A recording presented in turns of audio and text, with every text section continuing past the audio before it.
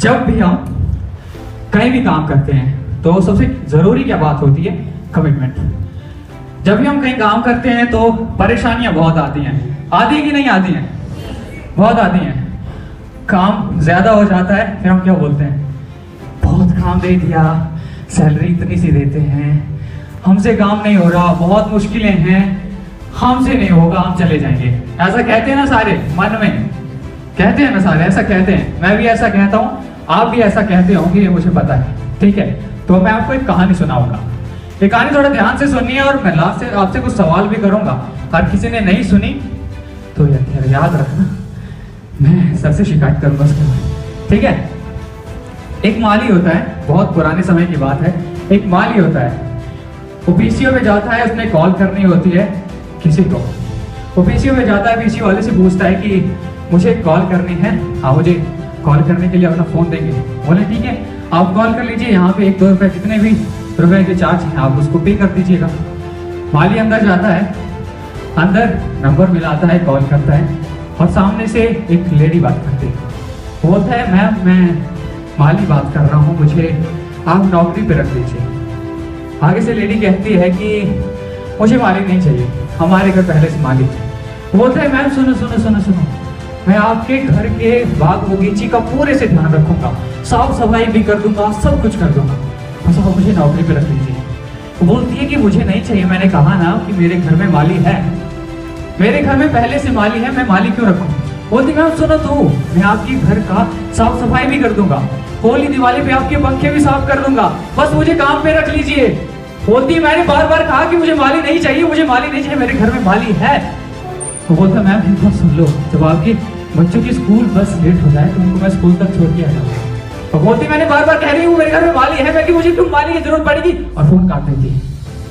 बाहर पीसीओ वाला वो सारी बात सुन रहा है, वो बात देख रहा है कि कितना अच्छा माली है, एक नौकरी के बदले में घर की साफ सफाई भी कर देगा, बच्चों को स्कूल भी छोड़ देगा, सब कुछ कर देगा। अगर इसको मैं अपने पीसीओ पे रख लूं तो मेरा कितना काम करेगा। ऐसे ही दिमाग में बात आएगी, आपकी भी आएगी। तो जैसे ही माली बाहर आता है, वो पूछता है भैया आपको नौकरी की जरूरत है, तो आप मेरी पीसीओ पे काम कर ले, मैं आपको अच्छी तनख्वाह दूंगा। वो बोलता है नहीं, मुझे नौकरी की जरूरत नहीं है। बोलते अभी तो तूने इतनी लड़ाई कर रहा था, इतनी बात गिड़गिड़ा रहा था कि मुझे नौकरी दे दो, मुझे नौकरी की जरूरत है। बोलता नहीं भाई, मुझे नौकरी की जरूरत नहीं है, मेरे पास नौकरी है। पीसी वाले गुस्सा जाता, कौन सी नौकरी तुम्हारे पास, अभी तो नौकरी मांग रहा था तू। बोलता है जिस घर में मैंने फोन किया था, मैं उसी घर में नौकरी करता हूँ, मैं उसी घर में नौकरी करता हूँ, और मैं चेक कर रहा था कि मेरी सर्विस कैसे है और मैं कितना अच्छा काम कर रहा हूँ। अगर मुझे मेरी मालकिन रिप्लेस करना चाहती है तो मैं और बेहतर काम करूंगा। तो ये होती है कमिटमेंट, और कमिटमेंट बहुत जरूरी है। आप कोई भी काम कर रहे हैं उसमें दिल लगा के करना पड़ता है, क्योंकि मुश्किलें बहुत आती हैं। निर्भर आप पर करता है डरना है या लड़ना है। अब मैं कुछ सवाल करूंगा आपसे, आपको जवाब देने हैं। एक सटीक सवाल, आमने सामने के सवाल, और आपने सीधे सीधे जवाब देने हैं। अगर आपको कोई और बैंक अच्छी तनख्वाह देता है तो आप क्या करेंगे? आप क्या करेंगे? छोड़ देंगे? छोड़ देंगे? छोड़ देंगे? जोर से बोलना है, जोश चाहिए, जोश। छोड़ देंगे ये बात, और इसी जोश को अपने अंदर रखना है, क्योंकि जो आपका साथ पहले से देता है वो आखिरी में भी आपका साथ देगा।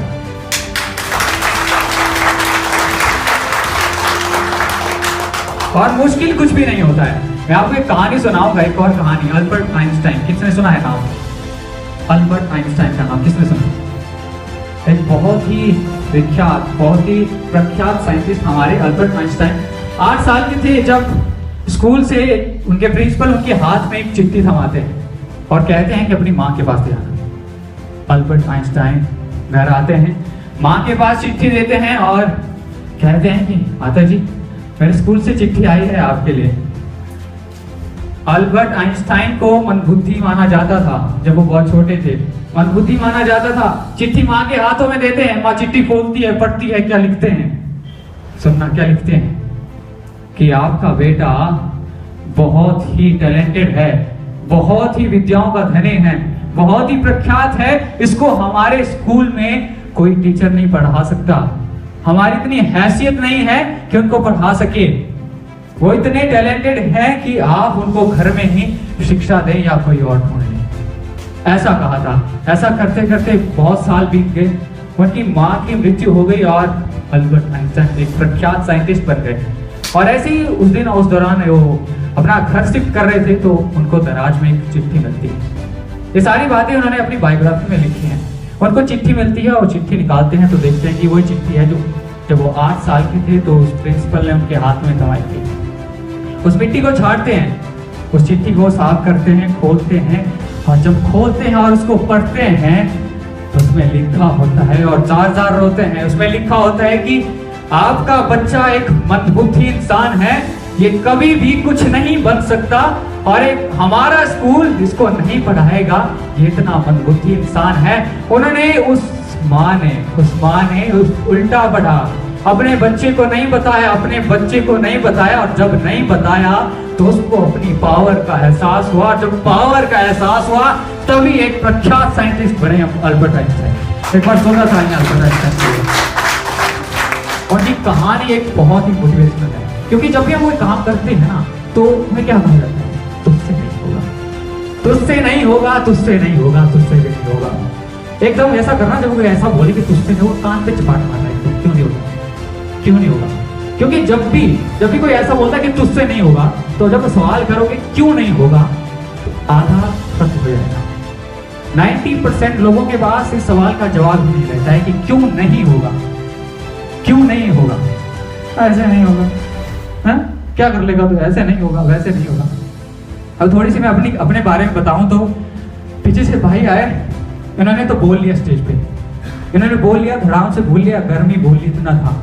जब मेरी पहली स्पीच थी कॉलेज टाइम में, शुरुआत की थी मैंने, तो हम ऐसे स्टेज पे गए और जो खुद लिखी थी 4 लाइनें, उनके लिए सांसें नहीं बची थी। 15 सेकंड में ऐसे करता जा रहा था, और जब पहला शब्द बोला तो मैं हकला गया, और जब हकलाया तो नीचे से खिल्ली उड़ रही थी, जैसे आप पीछे कर रहे थे ऐसे वैसी खिल्ली उड़ रही थी हमारी। वहां गए, टीचरों ने गोला लगाया, यहाँ खड़ा हो जाओ, हंसी, यहाँ से आ रहे थे ठगा के, यहाँ से हंस रहे थे, वहां से हंस रहे थे, कोई उंगली करता था, ये जा रहा है गौरव, वो भूला था वहां स्टेज पे। हाँ, मजा आया था ना इसकी स्पीच में, बहुत मजा आया था, हाँ, हंसने का बहुत मजा आया था। उसी दौरान मैं बहुत रोया कमरे में जाके, और जब मैं कमरे में जाके रोया, मुझे बताया कि मेरा दिल जानता है मैंने क्या किया। मैं कॉलेज में गया, कॉलेज में स्पीच कंपटीशन था, मेरे को मना कर दी कि इसको मत बुलाना। मैंने बैकडोर एंट्री ली और उस दौरान मैं 3रे नंबर पे आया। सबसे पहली अचीवमेंट मेरी 3रे नंबर वाली, मैंने आज तक कभी स्पीच नहीं दी थी, तो 3रे नंबर पे आया। उसके बाद जो यूथ फेस्टिवल में मैं गया था, उसका था कि वहां जब मैं लास्ट में आया हूं, वहां मुझे पहला लाना है। और 2 साल के बाद मेरा कंपटीशन कॉलेज में हुआ, मैं फर्स्ट आया। उसके बाद वहां से टीम जानी थी अगले कॉलेज के लिए, और टीम जाने से मेरे को मना कर दिया कि आप उसमें नहीं जाओगे। मैं जबरदस्ती गया वहां पे, 70 कॉलेज को मैंने बीट किया और मैंने फर्स्ट प्राइज पाया। मैं कहानी अपने बारे में नहीं बता रहा हूँ कि मैं वैसा हूँ, मैं ऐसा हूँ, वैसा हूँ। मैं आपको एक बात समझाना चाहता हूँ कि हमें खुद को कमजोर नहीं समझना है, क्योंकि हमारे दिमाग में एक बात आती है, हमसे नहीं होगा, मुश्किलें बहुत ज्यादा हैं। और हमारे दिमाग में एक रसायन होता है, जब भी हम एक बात कहते हैं, मुझसे नहीं होगा, मेरे से नहीं होगा, मैं नहीं कर सकता, मेरे से ये नहीं होगा, तब हमारा दिमाग हमको एक मैसेज देता है, तुझसे नहीं होगा, तो नहीं कर पाएगा, तेरे से नहीं होगा। ये मैसेज जब आपके दिमाग में जाएगा, आपके शरीर पर इफेक्ट करेगा। जब आपके शरीर पर इफेक्ट करेगा, आपकी बॉडी लैंग्वेज ऐसी, यहाँ पे जब हम यहाँ से आएंगे ना, मैं स्पीच दूंगा, धड़ाक से बोलूंगा, यहाँ खड़ा होऊंगा मैं, और मैं बोलूंगा तो आपका ऐसे होगा। और जब मैं स्पीच देने जाता हूँ, मैं इस तरह से जाता हूँ ताकि मुझे बूस्टअप मिले, क्योंकि मैं अपने दिमाग को मूर्ख बनाता हूँ, मुझे नहीं आता पर मुझे आता है। तो आपने अगली बार क्या बोलना है, मुश्किलें बहुत नहीं है, मुझे सीखने के मौके बहुत हैं। क्या बोलना है, चेंज करना है, गम नहीं भरना है, दम भरना है। क्या भरना है? अरे इतना दम भरोगे तो कैसे चलेगा, हैं? क्या करना है, गम नहीं भरना है, दम भरना है। क्या भरना है? हाँ, दम भरना है। और जब दम भरोगे तो एसएमबी कहाँ जाएगा? पता ही नहीं है, कुछ नहीं, कहाँ जाएगा? अगले 5 सालों में कहाँ होगा एसएमबी? बैंक में होगा। अगले 5 साल के बाद एसएमबी कहाँ होगा? 3-4 लोगों का बनेगा बैंक। 3-4 लोगों का बैंक बनेगा, इस तरफ से, इस तरफ से और इस तरफ से। अगले 5 सालों में एसएमबी कहाँ होगा? बैंक बनेगा। जोर से बोलो, बैंक बनेगा। एसएमबी क्या बनेगा? एसएमबी क्या बनेगा? क्या बनेगा? Thank you so much. ये जोश बरकरार है, चाहिए जोरदार तालियां एसएमबी के लिए और हमारे सभी डेलीगेट्स के लिए जोरदार तालियां। एक तो आपके चेहरे ना इतने खिले खिले से ना, मेरे को बहुत मजा आ रहा है देखने में। कहाँ कहाँ नजरें उड़ाऊं मैं, इस तरफ से चलता हूँ और इस तरफ से और इस तरफ से, तो बहुत हो जाता हूँ। क्या बात करें। तो हमारे एमडी सर के लिए जोरदार तालियां, हमारे डीजीएम सर के लिए जोरदार तालियां और आरएम सर के लिए जोरदार तालियां। तो अभी मैंने जो बातें बताई उसमें से कितनी बातें समझ आई? क्योंकि हम क्या करते हैं, यहाँ से गुफ्तगू होगा, यहाँ से गुफ्तगू, यहाँ से सुन लिया, यहाँ से सुन लिया और ये कान खुला, यहाँ से सुना और यहाँ से बाहर जाके ऐसे निकलता है, वो कहीं कुछ चला जाता है, फिर बहुत मुश्किल हो जाती है। मैं कहानी बताता हूँ आपको। एक कहानी है एक मूर्तिकार की। मूर्तिकार एक जंगल से एक पत्थर लाता है, उसे एक मूर्ति बनाने का ऑर्डर आया होता है, तो वो जंगल से एक मूर्ति लाता है बनाने के लिए। पत्थर लाता है, रखता है, छेनी और हथौड़े से मारता है, टक, मूर्ति के कोई माँ।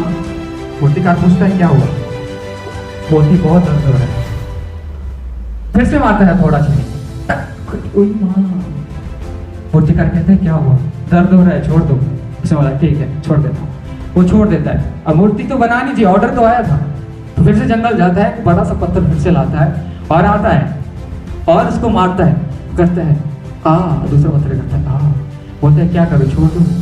बोलता है नहीं, लगे रहो। और फिर से मूर्ति में पत्थर, हथौड़ा छेनी, हथौड़ा छेनी, हथौड़ा छेनी करके वो भगवान की मूर्ति बना डालता है। और जब उसके वहां से आते हैं कि हमारा ऑर्डर तैयार है, हमारी मूर्ति तैयार है, तो बोलता है जी तैयार है, सामने रखी है। मूर्ति को ले जाते हैं, जब दरवाजे तक पहुंचते हैं तो कहते हैं उनको कुछ याद आता है। बोलता है मूर्तिकार क्या हुआ? बोलते हैं कि हमें एक पत्थर भी चाहिए, हमें एक पत्थर भी चाहिए। बोलते ले जाओ, इस साइड में पड़ा है, पत्थर ले जाओ। और जब मंदिर में मूर्ति स्थापित कर देते हैं तब उस पत्थर को उस मूर्ति के सामने रख देते हैं। जैसे ही कोई भी मंदिर में जाता है, माता के सामने है, माथा टेकता है, नारियल को पत्थर में ठक करके फोड़ता है। वो फिर करता है मूर्ति बोलती है क्या हुआ?